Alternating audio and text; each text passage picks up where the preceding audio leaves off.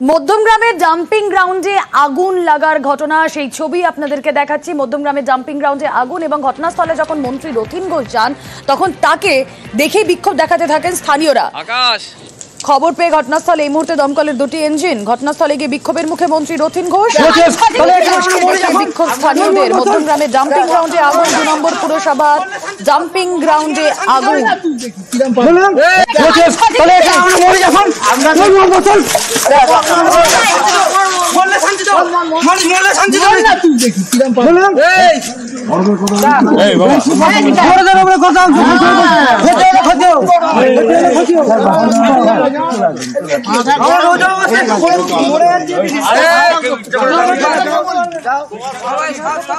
জিয়াউল আলম প্রতিনিধি রয়েছেন সঙ্গে। জিয়াউল, আমরা ছবি দেখছি ডাম্পিং গ্রাউন্ডে আগুন লাগার ঘটনা, মন্ত্রী রথীন ঘোষকে ঘিরে বিক্ষোভ স্থানীয়দের।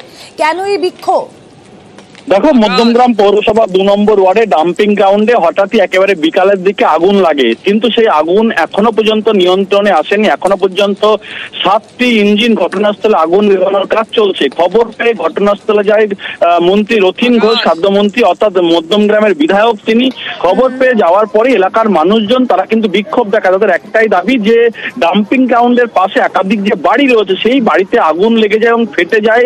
একাধিক বাড়িতে ফাটল ধরে এবং বেশ কয়েকজন গুরুতর জখম হয়, এমনটাও এলাকার মানুষের দাবি। তার কারণ যেভাবে আগুনের তীব্র লেলিন শিখা, একের পর এক বাড়িতে কিন্তু সেই ফাটল দেখা যায়। তখনই লোকাল কাউন্সিল 2 নম্বর ওয়ার্ডের কাউন্সিলর সেখানে যায় এবং কাউন্সিলর যখন কাউন্সিলরের সামনে পেয়ে এলাকার মানুষজন খুব জানা থাকে, তখন একেবারে ডাম্পিং গ্রাউন্ডে যেভাবে আগুন দিক করে জ্বলছে, আগুন নেবানোর কোনো পরিকল্পনাই করছে না কাউন্সিলর, তখনই তারা ধরে বিক্ষোভ দেখায় এবং তখনই সেই কাউন্সিলরের স্বামী সেই বেশ কয়েকজন যারা বিক্ষোভ দেখাচ্ছিলেন বা মানুষ ছিলেন তাদেরকে মারধর করে, এমনটা অভিযোগ।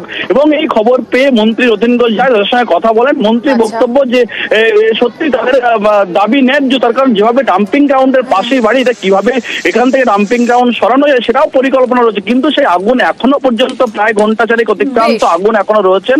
ফলে মন্ত্রী আশ্বস্ত করেছেন ঘরে মাল জাল সব বার করে নিয়ে আসা হয়েছে। আপনার ঘরে বাচ্চাও ছিল, বাচ্চাটা কিছু হয়নি, তাদেরকে বার করলে বলছে এম বলেছে এটা ঘর রয়েছে, ঘর ভেঙে দেবো। এম আবার যার বাড়ি তারও মেরেছে, তার স্বামীরও মেরেছে। চতুর্তলা বাড়ি কাউন্সিলর 3 ঘন্টা ধরে আগুন জ্বলছে। কাউন্সিলরও না, কাউন্সিলরের হাজবেন্ড এসে দাঁড়িয়ে দাঁড়িয়ে ঠাই দেখছে, গায়ে হাত তুলেছে। কাউন্সিলরের হাজবেন্ড ঘর ভেঙে দেবো, এখান থেকে ঘর তুলে দেবো। পরে মিথেন গ্যাস ফর্ম করে, মিথেন গ্যাস ফর্ম করলে আগুন লাগে। সেই আগুনটা লেগেছে, সেইটা স্ক্যাটার্ড ওয়েতে হয়েছে। স্ক্যাটার্ড ওয়েতে হওয়ার ফলে এই কাছাকাছি যে সমস্ত নিয়ারেস্ট বাড়ি আছে তার উপরে খানিকটা হিট এলিভেট করেছে। ওনাদের রাগটা যথেষ্ট যুক্তিসঙ্গত। আগামীকাল পুরসভায় বসে যা প্রয়োজনীয় ব্যবস্থা সেটা আমরা করব। বিজেপি জোটের নির্দল পঞ্চায়েত প্রধান আর তার বিরুদ্ধে একাধিক অভিযোগ। ঝাড়গ্রাম পঞ্চায়েতে কি অভিযোগ? ঠিকাদারের থেকে কাটমানি নেওয়ার অভিযোগ, বিভিন্ন সময়ে সরকারি টাকা খরচ করে ফেলার অভিযোগ। যদিও এই পঞ্চায়েত প্রধান তিনি সমস্ত অভিযোগ উড়িয়ে দিয়েছেন।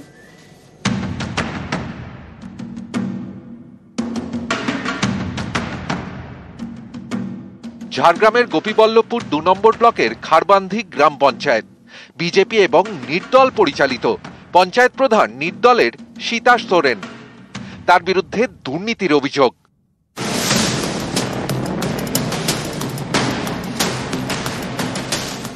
খারবান্ধি পঞ্চায়েত এলাকায় সম্প্রতি একটি রাস্তার কাজ শেষ করেছেন ঠিকাদার শক্তিপদ মাহাতো। তার অভিযোগ, কাজের টাকা আটকে রেখেছেন পঞ্চায়েত প্রধান, সেই টাকা পেতে কাটমানি দাবি করেছেন। এ নিয়ে বারবার পঞ্চায়েতে দরবার করেও লাভ হয়নি। বারবার প্রধানকেও বলা সত্ত্বেও উনি কেন দেয়নি, কি ব্যাপার সেটা আমাকে এখনো পর্যন্ত জানানো হয়নি। মেন উদ্দেশ্য হচ্ছে ওদের ওই কাটমানির ব্যাপার থেকে যায়। আজকে আমার থেকে যে 10-12 দিন পরে কাজ করলো, আজকেই কাজ হলো, কালকেই পেমেন্ট হয়ে গেল। যে কাটমানি দেবে তার বিল আগে হয়ে যাবে। এখানেই শেষ নয়, অভিযোগ নিয়ম ভেঙে সরকারি টাকা খরচ করেছেন পঞ্চায়েতের নির্দল প্রধান। কখনো পঞ্চায়েতের কাজের ফাইল কিনেছেন, কখনো পঞ্চায়েতের জন্য জেনারেটর কিনেছেন, কখনো আবার টিউবওয়েল সারিয়েছেন। অভিযোগ, এ নিয়ে পঞ্চায়েত সদস্যদের কিছুই জানানো হয়নি। যে ঠিকাদার যাদের হাত দিয়ে আমাদের অঞ্চলের বলুন সারা বাংলায় বলুন যে উন্নয়নটা হয়, সেই উন্নয়নের টাকাকে যদি আপনারা আত্মসাৎ করেন তাহলে উন্নয়ন তো আটকে যাবেই। 1, 2 হচ্ছে যে ঠিকাদারদেরকে বেছে বেছে নিজস্ব ঠিকাদারদেরকে কাজ পাইয়ে দেওয়া, টেন্ডার ক্যান্সেল করে দেওয়া, নিজের কন্ট্রাক্টর না কাজ পেলে সঙ্গে সঙ্গে নিজে এই যে টাকাগুলো আটকে রাখা, পরে ওদের টাকা আটকে রাখলে ওরা উন্নয়নের কাজ করতে পারবে না। ওনাদের বক্তব্য অনুযায়ী আমরা শুনেছি যে কাটমানির ব্যাপারটা থাকে, তো সেটা তো অবশ্যই সত্যি। এই বিষয়ে আমি আর কি বলবো, যেগুলো ওইখানে রিপোর্ট গেছে ওইগুলো সবই মানে ভুলভাল রিপোর্ট দিয়েছে। গোটা ঝাড়গ্রাম জেলাব্যাপী আমাদের কোনো পঞ্চায়েত, না কোনো সমর্থিত পঞ্চায়েত প্রধান আমরা গড়েছি, না কোনো একক চেষ্টায় কোনো পঞ্চায়েত গড়েছি। তো সেক্ষেত্রে নির্দল কি করলো, তৃণমূলের প্রধান কি করলো, সে বিষয়ে তো বিজেপির মাথা ব্যথা নেই। হ্যাঁ, বিজেপি আন্দোলন করছে এবং সেখানে তার বিরুদ্ধাচরণ করছে। সদস্য থেকে একটা অভিযোগ পেয়েছি আমি খারবন্দি নিয়ে, এবং ওইটা তদন্তের জন্য দেওয়া আছে। তদন্ত চলছে, অনেকগুলো ইস্যু আছে।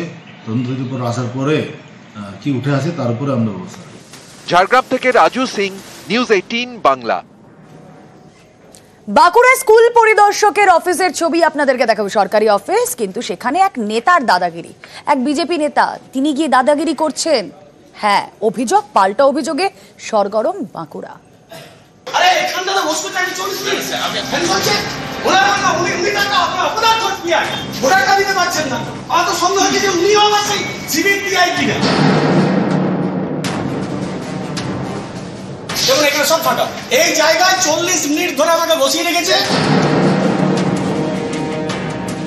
ওরা না উনি টাকা আপনার ধর পিয়া আমাকে এখানে বার করে, যার কোনো ফ্যান নেই কিছু নাই, উনি তুই গল্প করলেন 40 মিনিট বস করে। আমি স্পিকারকে বললাম আমার অভিভাবক উনি কত বড় এফবিআই সেটা আমি আজ দেখতেছি। একটা গভর্নমেন্ট অর্ডার।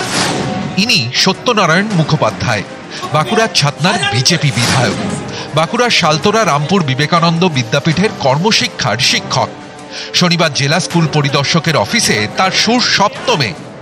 সিসিটিভি দেওয়া আছে যাতে এখানে কেউ এলে পরে দেখতে না পায়। সিসিটিভি দুটোই অফ।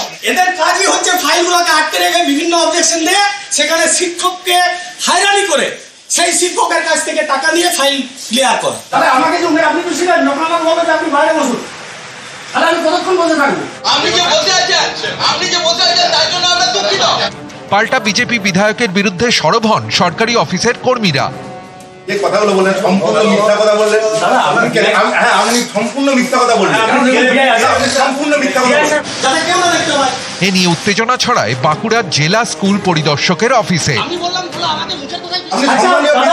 আপনি কেন বলবো? আমাকে বললেন আপনি যে অফিসে এটা আমরা মানতে পারি না। আপনি যে কথা আপনি অফিসের সম্বন্ধে কেন বলছেন? এদিন সকালে জেলা স্কুল পরিদর্শকের অফিসে যান বিধায়ক সত্যনারায়ণ মুখোপাধ্যায়। পিএফ সংক্রান্ত বিষয় নিয়ে পরিদর্শকের কাছে যান শিক্ষক সত্যনারায়ণ। সেই সময় পরিদর্শক অফিসে ছিলেন না। বেশ কিছুক্ষণ অপেক্ষা করেন সত্যনারায়ণ মুখোপাধ্যায়। অভিযোগ এতেই চটে যান শিক্ষক বিধায়ক। শুরু হয় তার দাদাগিরি। আরে এখানটা তো বসতে টাইম 40 মিনিট আমি ফোন করছে, ওরা না উনি টাকা আপনার ধর পিয়া ওরা টাকা দিতে পারছেন না। আমার তো সন্দেহ হচ্ছে যে উনিও আমার সেই সিভিক পিআই কিনা। আপনি বলছেন যে সহযোগিতা করেন না, শিক্ষক মশাইরা পান না, এটা একদম আমি এই সাইডে বললাম না, একদম না, একদম অসম্পূর্ণ মিথ্যা কথা বললেন। একজন শিক্ষকের কাছ থেকে, একজন জনপ্রতিনিধির কাছ থেকে এই আচরণ অত্যন্ত দুঃখজনক। উনি বিধায়ক হিসেবে যেভাবে এসে পরে পরিষেবা নিতে চাইছেন জোর জুলুম খাটিয়ে, এর জন্য আমরা প্রতিবাদ জানাই। সরকারি অফিসে ঝামেলা করে কর্মচারীদের কাজে ব্যাঘাত সৃষ্টি করা, এটা একটা আইনত দণ্ডনীয় অপরাধ। যে অবিলম্বে বিধায়কের বিরুদ্ধে ডিএম এর কাছে কমপ্লেন করা হোক, দরকার হলে থানায় কমপ্লেন করা হোক। এই দাদাগিরি করেছে আপনারা ভালো করে আপনাদের চোখের সামনে দেখেছেন। সিসিটিভিটাকে বন্ধ করে রাখা হয়েছে। প্রতিবাদ করবে, গাইজোর দেখাবে বিরোধীদের কন্ট্রোল করার জন্য। কিন্তু আমি আমার বিশ্বাস আমি আমার যিনি অভিভাবক বিধানসভা স্পিকারকে আমি বিষয়টা জানিয়েছি। আমাদের মতন শিক্ষকদের এর চেয়ে বড় দুর্ভাগ্য আর কিছু হয় না। বাঁকুড়া থেকে প্রিয়ব্রত গোস্বামী, নিউজ 18 বাংলা।